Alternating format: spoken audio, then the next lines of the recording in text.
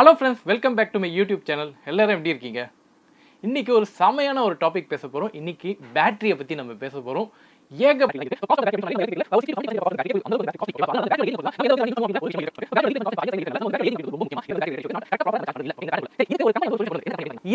இது என்ன பிரமாதம்?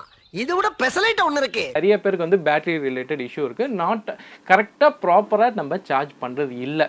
ஓகே, இந்த பேட்டர்னுக்குள்ள சரி, இதுக்கு ஒரு கம்பெனி வந்து ஒரு சொல்யூஷன் கொண்டு வந்திருக்கு. எந்த கம்பெனி அப்படின்னு பார்த்தீங்கன்னா, ஏத்தர் வந்து அவங்களோட பேட்டரி டெக்னாலஜியில் இந்த இந்த பேட்டர்ன் நான் சொன்னல, இந்த பேட்டர்னை அடிப்படையாக வச்சு அவங்க வந்து ஒரு டிசைன் கொண்டு வராங்க. ஏத்தர் 450Xல இருக்கிற பேட்டரியோட கெப்பாசிட்டி பார்த்தீங்கன்னா இருக்கிறதுலேயே ஹையஸ்ட் பேட்டரி தான் வச்சுருக்காங்க. 3.7 kWh வந்து இருக்கிற ஒரு பெரிய பேட்டரி தான் 450Xல இருக்குது. பட் இருந்தாலும் ரேஞ்ச் அப்படின்னு பார்க்கும்போது ஏத்தர் 450Xல ரேஞ்ச் வந்து 80 to 90 தான் சொல்கிறாங்க.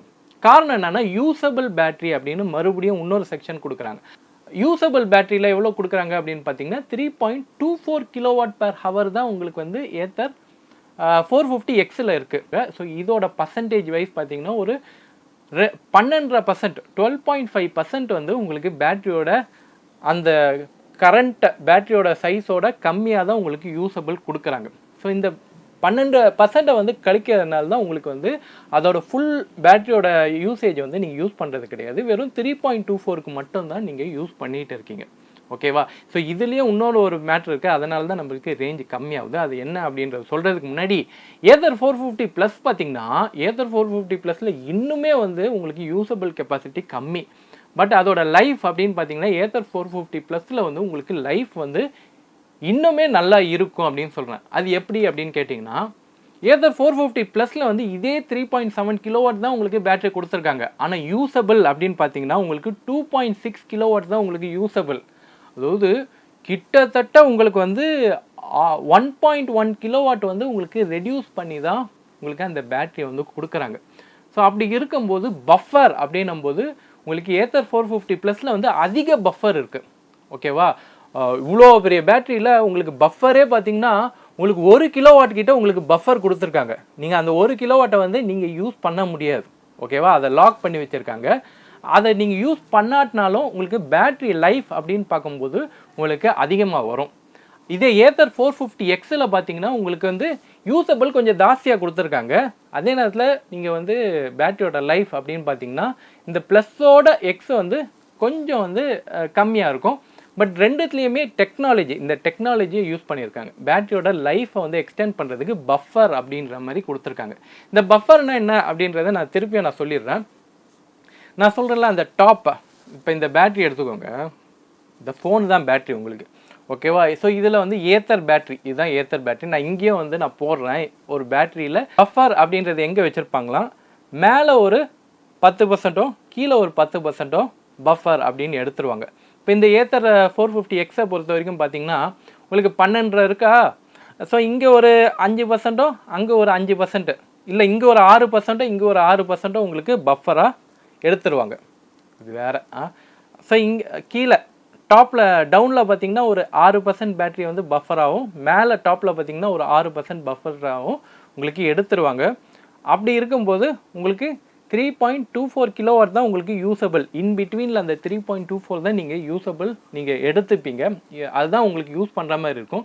இதனால் என்ன ஆகும், இதனால் ஏத்தர் பேட்டரியில் என்ன பெனிஃபிட் அப்படின்னு பார்த்தீங்கன்னா, ஃபுல்லாக சார்ஜ் பண்ணி பேட்டரியை வந்து வீணாக்க மாட்டீங்க. அதேமாதிரி ஃபுல்லாக உங்களால் டிஸ்சார்ஜும் பண்ண முடியாது. இது வந்து டெக்னிக்கலி ஏத்தர் பேட்டரியை வந்து உங்களால் ஃபுல் சார்ஜும் ஃபுல் டிஸ்சார்ஜும் பண்ண முடியாது அப்படின்ற ஒரு விஷயத்த கம்பெனிக்காரங்களே பண்ணியிருக்காங்க. இது எதுக்கு பண்ணாங்க அப்படின்னா, நான் சொன்ன மாதிரி நம்ம சார்ஜிங் இதில் வந்து 80% தான் நம்ம வச்சுக்கணும், மீதி வந்து 20% ஃப்ரீயாக விடணும் அப்படின்னு சொல்கிறோம்ல.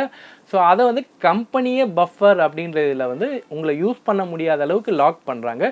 இதுக்கு காரணம் என்னன்னா, அவங்களுக்கு தெரியும் லித்தியம் பேட்டரியை வந்து மேலேயும் கீழேயும் கொஞ்சம் ஸ்பேஸ் நீங்கள் பஃபர் விட்டால் தான் லித்தியம் அவங்களோட பேட்டரியோட ஆயுட்காலம் வந்து ஜாஸ்தியாக இருக்கும் அப்படின்றது அவங்களுக்கு தெரிஞ்சிருக்கு. ஸோ இதுலேருந்து உங்களுக்கு சிம்பிளாக இந்த பேட்டர்னு, இந்த ஏத்தரோட ஒரு எக்ஸாம்பிளை வச்சு நீங்கள் வந்து புரிஞ்சுக்கலாம். நம்மளோட பேட்டரியில் நம்ம வந்து ஃபுல்லாக சார்ஜோ இல்லை ஃபுல்லாக டிஸ்சார்ஜோ பண்ணக்கூடாது அப்படின்றது ஃபஸ்ட்டு நீங்கள் அண்டர்ஸ்டாண்ட் பண்ணிக்கணும். ஸோ நீங்கள் எப்படி ஃபாலோ பண்ணணும் அப்படின்னா ஏத்தர் மாதிரி இப்போ ஏத்தர் வந்து எப்படி டாப்பில் ஒரு 6%, இங்கே ஒரு 6%, டவுனில் ஒரு 6% விட்டுருக்காங்கன்னு வச்சுக்கோங்களேன். ஸோ நீங்கள் வந்து எப்படி யூஸ் பண்ணலான்னா ஒரு 90% வரைக்கும் சார்ஜ் பண்ணுங்கள், அதுக்கப்புறம் ஒரு 15% வரைக்கும் நீங்கள் டிஸ்சார்ஜ் பண்ணிக்கோங்க. இது வந்து ஒரு ரெகுலர் பேட்டர்னாக வச்சுக்கோங்க. ரொம்ப ஒரு 10% கீழே அந்த இன்ச்சு 5% வரைக்கும் நான் யூஸ் பண்ணுவேன் அப்படின்னு நீங்கள் பண்ணாதீங்க. அப்படி பண்ணும்போது உங்களோட பேட்டரி வந்து லாங் டேர்ம் வராது அப்படின்றது தான். சரி, நீங்கள் இப்படி நீங்கள் யூஸ் பண்ணும்போது என்ன ஆகும் அப்படின்னா ஒரு 1000 சைக்கிள் கொடுக்க வேண்டிய இடத்துல நீங்கள் வந்து அடிக்கடி ரீசார்ஜ் பண்ணுறீங்க அப்படின்னும் போது உங்களுக்கு 2000 சைக்கிள் 3000 சைக்கிள் வரைக்கும் உங்களுக்கு சார்ஜ் சைக்கிள் இன்க்ரீஸ் ஆகும். இதனால் லித்தியம் அயன் வந்து சார்ஜ் சைக்கிள் இன்க்ரீஸ் ஆகிடுச்சுன்னா பிரச்சனை வருமா அப்படின்னு கேட்டிங்கன்னா பிரச்சனை வராது. ஸோ இப்படி யூஸ் பண்ணும்போது பேட்டரி வந்து லாங் லைஃப் வரும், பேட்டரியும் ஹீட் ஆகாது. சரி, அடுத்தது நம்ம ஹீட்டிங்க்கு வருவோம். ஸோ ஹீட்டிங் எதனால் ஆகுது அப்படின்னு பார்த்தீங்கன்னா நீங்கள் ஒரு ஃபோனையே நீங்கள் சார்ஜ் பண்ணுங்கள். ஸோ என் ஃபோனையே நான் வந்து ஃபுல்லாக ஒரு 5% வச்சுட்டு நான் சார்ஜ் பண்ணேன்னு வச்சுக்கோங்களேன், 100% வரும்போது எனக்கு வந்து இந்த ஃபோனோட பேக் சைடில் நான் தொட்டு பார்த்தேன்னா ஹீட்டாக இருக்கும். கரெக்டாக எல்லாம் நீங்கள் வந்து செக் பண்ணி பாருங்கள். நீங்கள் 5% வரைக்கும் நீங்கள் இந்த ஃபோனை யூஸ் பண்ணிவிட்டு ஏதோ உங்கள் ஃபோனை வந்து யூஸ் பண்ணிவிட்டு 100% வரக்குள்ளாட்டியும் அப்படின்னு பார்த்தீங்கன்னா கீழே தொட்டிங்கன்னா நல்லா ஹீட்டாக இருக்கும். ஸோ இதில் ஹீட் ஜென்ரேட் ஆகுது அப்படின்றத நீங்கள் ப்ராக்டிக்கலாகவே நீங்கள் பார்க்க முடியும். லித்தியம் அயன் வந்து ஹீட் ஜென்ரேட் பண்ணுது சார்ஜிங் அப்போ. ஸோ இதனால் என்ன ஆகும் அப்படின்னா நீங்கள் அடிக்கடி நீங்கள் இந்த பேட்டரியை வந்து ஓவர் ஹீட் பண்ணுறதுனால பேட்டரியோட லைஃப் வந்து கெட்டு போகும் அப்படின்றது. பேட்டரியோட லைஃபு ஒரு 7 வருஷம் வர்றதுக்கு 3 வருஷத்துலேயே காலி ஆகிடும். ஸோ இதுதான் மேட்டர். ஸோ இதுக்கு நீங்கள் இதே பேட்டர்னை ஃபாலோ பண்ணணும். ஸோ நீங்கள் எப்படி யூஸ் பண்ணணும்னா 30% வரைக்கும் நீங்கள் வந்து யூஸ் பண்ணுங்கள். ஸோ மீதி வந்து அந்த 30% பஃபராக வச்சுக்கோங்க, 30%க்கு கீழே யூஸ் பண்ணாதீங்க. ஸோ இல்லை பாஸ் நான் ஒரு 20% வரைக்கும் நான் யூஸ் பண்ணோன்னா சரி 20% வரைக்கும் யூஸ் பண்ணிவிட்டு 70-80% வரைக்கும் சார்ஜ் பண்ணுங்கள், இல்லை 90% கூட சார்ஜ் பண்ணுங்கள்.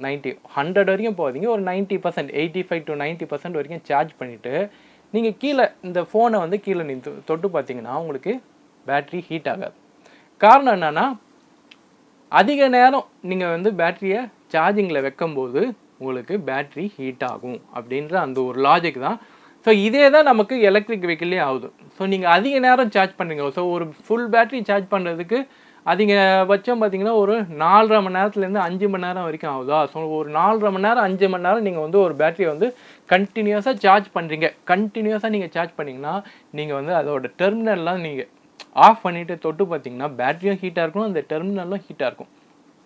ஸோ இது வந்து இந்த ஹீட் அப்படின்ற ஒரு பிரச்சனை லித்தியம் அயனுக்கு ஒத்து வராத ஒரு விஷயம். ஸோ இதனால் என்ன ஆகும் அப்படின்னு பார்த்தீங்கன்னா இதனாலேயும் உங்களுக்கு லைஃபு கெட்டு போகும். ஸோ இந்த பேட்டர்ன் தான் நீங்கள் கரெக்டாக நீங்கள் வந்து சார்ஜை வந்து பண்ணிங்கன்னா உங்களுக்கு வந்து பேட்ரி அதிக காலமே வரும்.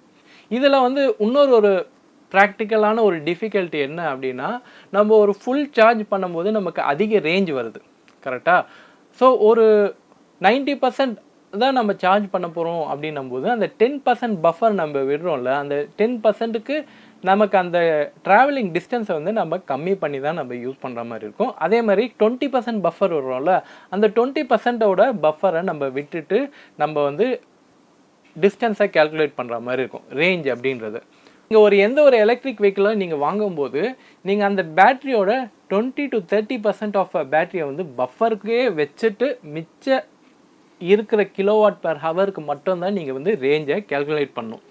ஓகே, இப்போ எப்படி ஏத்தர் பண்ணாங்க, ஏத்தர் வந்து பை டிஃபால்ட்டாக உங்களோட சிஸ்டம்லேயே வந்து ஒரு 12%லேருந்து 30% வரைக்கும் பேட்டரியை வந்து பஃபருக்கே எடுத்துடுறாங்க. ஓகே, 12% வந்து 450Xக்கும் அண்ட் 450 ப்ளஸில் பார்த்தீங்கன்னா நியர்லி 30% வந்து பஃபர் வச்சுருக்காங்க.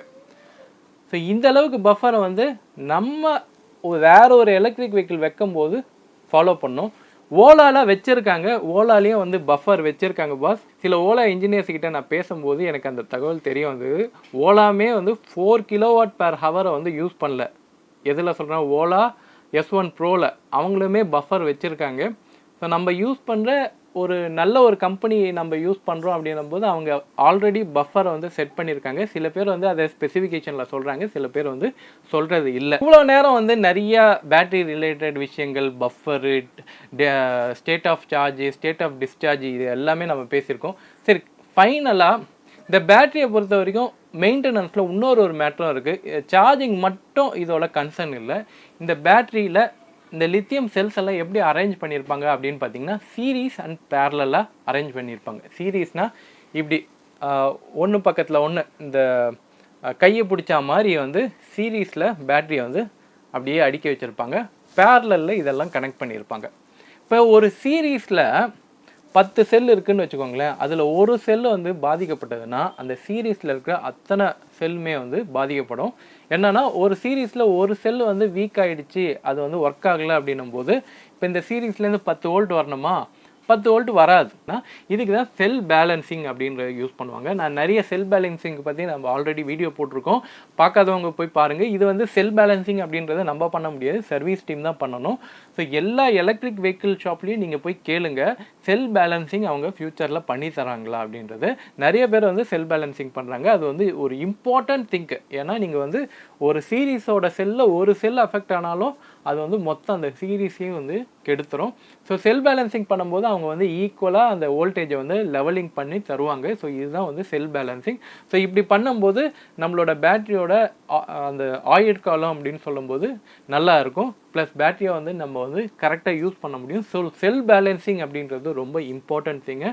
செல் பேலன்சிங் கண்டிப்பாக நீங்கள் வந்து கேட்டு பண்ணிக்கோங்க. ஸோ ஒரு 6 மந்த் இல்லை 1 இயர் நீங்கள் வந்து கண்டினியூஸாக நீங்கள் ஒரு எலக்ட்ரிக் வெஹிக்கிள் நீங்கள் யூஸ் பண்ணுறீங்க அப்படின்னும் போது so end of the first year வந்து நீங்கள் வந்து ஒரு சர்வீஸ் போகும்போது செல் பேலன்சிங் பண்ணி கொடுங்க அப்படின்றத கேட்டு வாங்கிக்கோங்க.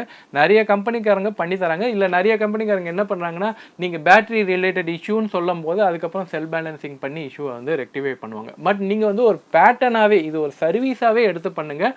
நீங்கள் வந்து ஒரு 6 மந்த்ஸ் இல்லை 1 இயர் நீங்கள் எப்படி உங்களோட யூஸபிலிட்டி எப்படி இருக்கோ அதுக்கேற்ற மாதிரி நீங்கள் அதிகபட்சம் 1 இயர் மேலே போகாதீங்க. 1 இயர்க்குள்ளே நீங்கள் பேட்டரியை வந்து சர்வீஸ் பண்ணல அப்படின்னா செல் பேலன்சிங் கண்டிப்பாக கொடுத்து பண்ணிக்கோங்க.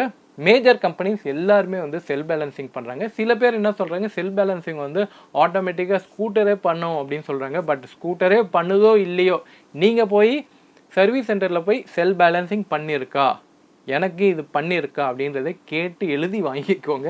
ஏன்னா அது ரொம்ப முக்கியமானது. இது வந்து உங்களோட அந்த பேட்டரியோட ஆயுட்காலம் அப்படின்றது இதை பொறுத்தும் இருக்குது. பேட்டரி ரிலேட்டடான நிறைய தகவல் வந்து இதில் நம்ம ஷேர் பண்ணியிருப்போம். சில விஷயங்கள் டெக்னிக்கலாக போயிருக்கும். ஸோ உங்களுக்கு புரியல அப்படின்னும் போது எனக்கு கமெண்ட் பண்ணுங்கள், அண்ட் எனக்கு மெயிலும் பண்ணுங்கள். ஸோ என்னால் முடிஞ்ச அளவுக்கு எனக்கு என்ன தெரிஞ்சதோ அதை நான் உங்களுக்கு சொல்கிறேன். அண்ட் இதில் வேறு ஏதாச்சும் விஷயங்கள் உங்களுக்கு தெரியணும், பேட்டரி ரிலேட்டடாக வேறு ஏதாச்சும் உங்களுக்கு தெரியணும் அப்படின்னா அதையும் எங்களுக்கு கமெண்ட் பண்ணுங்கள்.